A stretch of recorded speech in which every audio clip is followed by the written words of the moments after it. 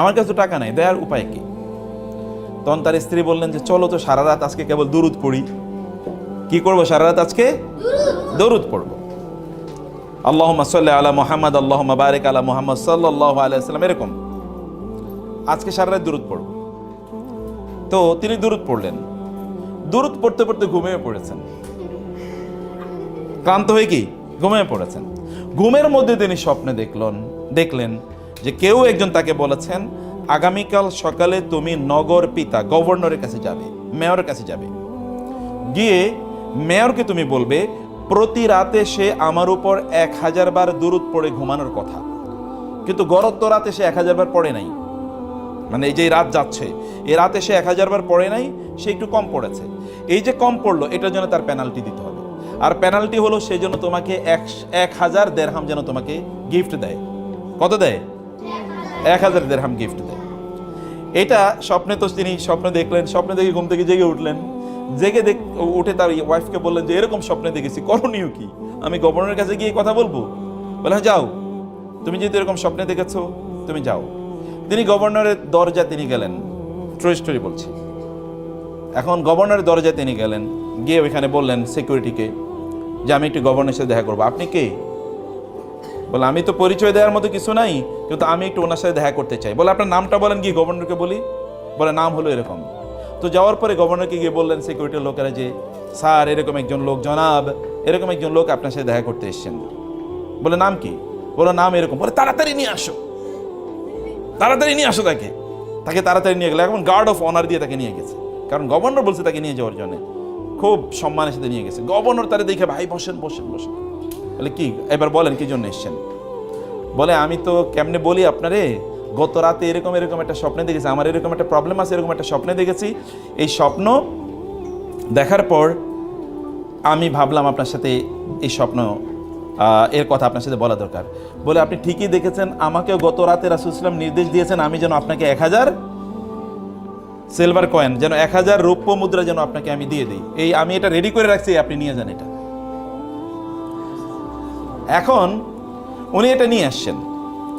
নিয়ে আসার পর ওই যে আজকে কিন্তু অনেকদিন পর্যন্ত টাকা দেওয়ার কথা, আজকে টাকা দেওয়ার কথা, এর মধ্যে তার বিরুদ্ধে কি হয়ে গেছে? মামলা হয়ে গেছে কাজীর কাছে। কাজী মানে হচ্ছে বিচারক। কাজী মানে যিনি বিয়ে পড়ান এরকম না, কাজী মানে কি বিচারক। আমাদের দেশে এখন তো বিয়ে পড়ায় যাদেরকে তাদেরকে বলে কাজী, কিন্তু আসলে কাজীর কাজ কি? বিচার করা। এদেরকে বলা হয়তো কাজী। আগের যুগে কাজী মানে হচ্ছে বিচারক, এবং কাদিউল কোদাত মানে হচ্ছে চিফ জাস্টিস। বিচারকের কাছে গেলেন। বিচারক ওই যে ওই পাওনাদার কিন্তু বিচারকের কাছে গেছেন, উনিও গেছেন বিচারকের কাছে। বিচারকের কাছে যাওয়ার পরে বিচারক তাকে দাঁড়িয়ে সালাম দিয়েছেন, আসেন একটু, আসসালামু আলাইকুম। বলে কি? বলে গত রাতে রাসূলুল্লাহ সাল্লাল্লাহু আলাইহি ওয়াসাল্লাম আমাকে নির্দেশ প্রদান করেছেন আমি যেন আপনার 500 দিরহাম দেই, কারণ আপনি বিপদ থেকে যদি আপনি মাপ না পান, আপনার এরকম একটা দেনা আছে, এই দেনা পরিশোধ করার জন্য আমি যেন 500 দিরহাম দিই। আমি টাকা নিয়ে আসি আপনার দেওয়ার জন্য, আপনার পক্ষ থেকে আমি পরিশোধ করব। যে লোক পাও না কথা, সেগুলো ঘটনা কি? এগুলো কি হচ্ছে? বিচারক টাকা দিচ্ছেন। বলে ভাই এরকম এরকম ঘটনা, আমি এরকম নির্দেশ পেয়েছি। তিনি বলেন আমি আমার টাকা চাই না, আমার টাকাটাও আমি মাফ করে দিলাম। কারণ দেওয়ানা ছিল কত? 500 দিরহাম। কিন্তু 500 দিরহাম তো মাপ পাইছে, কিন্তু এক্সট্রা পাইছে কত? আরো 1500 দিরহাম। রাসূলুল্লাহ সাল্লাল্লাহু আলাইহি ওয়াসাল্লামের উপর কেউ যদি দরুদ পড়ে, হাদিসে এসেছে, তাইলে আল্লাহ সুবহানাহু ওয়া তাআলা তার জন্য দুটো জিনিস করে। আল্লাহ ensures two things for him or for her. আপনারা এটা করবেন, আমি ব্যক্তিগতভাবে এটা করি। যদি কখনো বিপদে পড়ে যায় আমি দুরুদ পড়ি। দুরুদ পড়া শেষ বিপদও শেষ। দুরুদ পড়া শেষ বিপদও শেষ।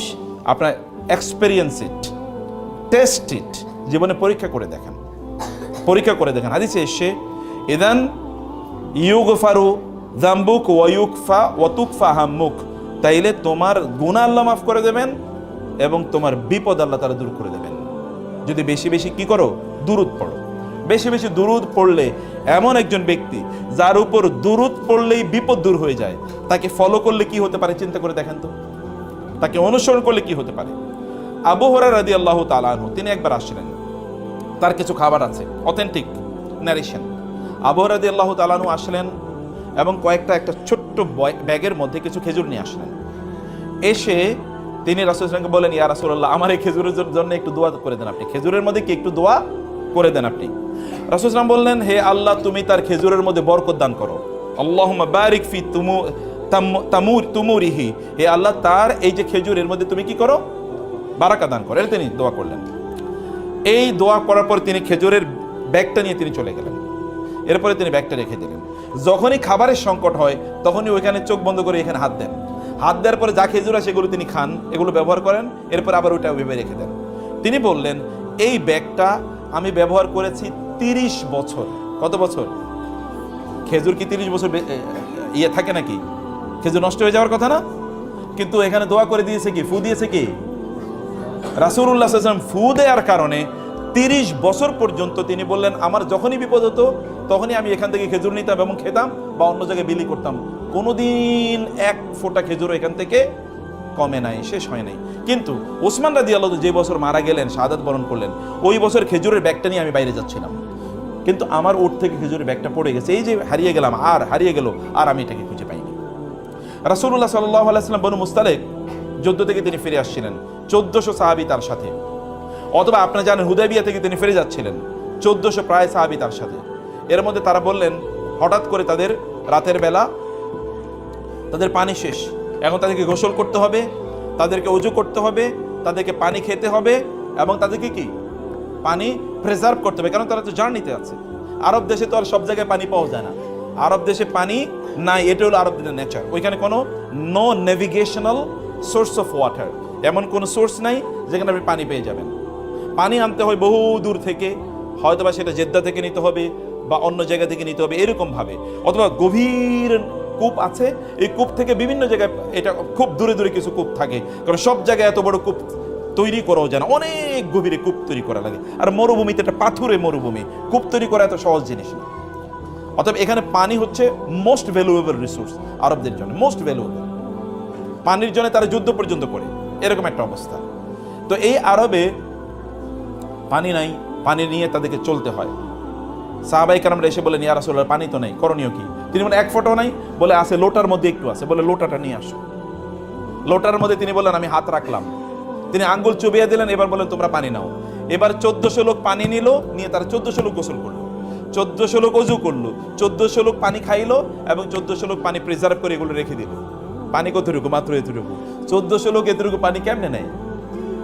তিনি যদি আঙ্গুল দেন, তাহলে যদি এত বরকত হয়, তাহলে তার জীবনটা কেমন বরকতময়, তার জীবনটা কেমন বারাকাপূর্ণ।